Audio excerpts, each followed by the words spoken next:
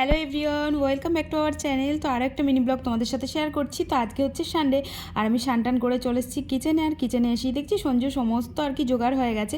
আর Sunday মানে তো special, তোমরা তো সবাই জানো। তো আজকে হচ্ছে চিকেন হয়নি, কিন্তু আজকে হচ্ছে মটন। অনেক দিন পর মটন খাচ্ছি।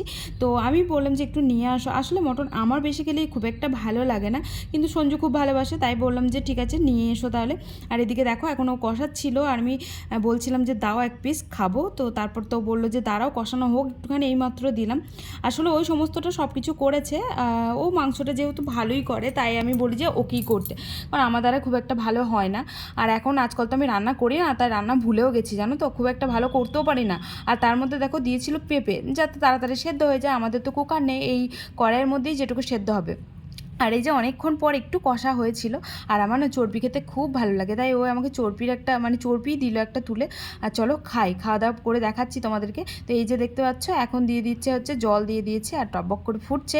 গরম জল ছিল, তাই জলটা দেওয়ার সাথে সাথে আর কি ফুটে গেল। গরম জল দিলে কিন্তু এমনিতেও তরকারির টেস্ট আলাদা রকমই বেড়ে যায়। তার সাথে এতগুলো বাসন হয়েছিল, বাসন কোটা মাজবো ভাবলাম, তারপর ও বললো যে আমি মাজছি, তুমি ওপর থেকে জামা কাপড় তুলে নিয়ে আসো, কারণ প্রচণ্ড মেঘ করেছে দেখতেই পাচ্ছ। আর আমি চলে এসেছিলাম ওপরে, তো কিছু জামা কাপড় কেচেছিলাম, যেহেতু সানডে মানে বাড়িতে ছিলাম, যার জন্য অনেক কাচাকুচি হয়েছিল।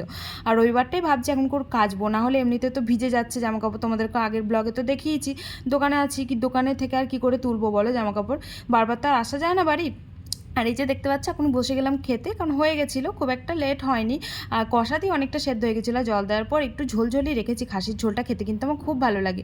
আরও অনেক কটাই আলু দিয়েছিল, যেহেতু ঝোল আলু খেতেও বেশ সুন্দর লাগে। তো চলো আজকের মতন তাহলে এখানেই এন্ড করলাম। আর ব্লগটা কিন্তু অনেকটা বড় হয়ে যাবে, যার জন্য আর কি পার্ট 2 আসছে। তো দারুণ হয়েছিল খেতে। তো টাটা।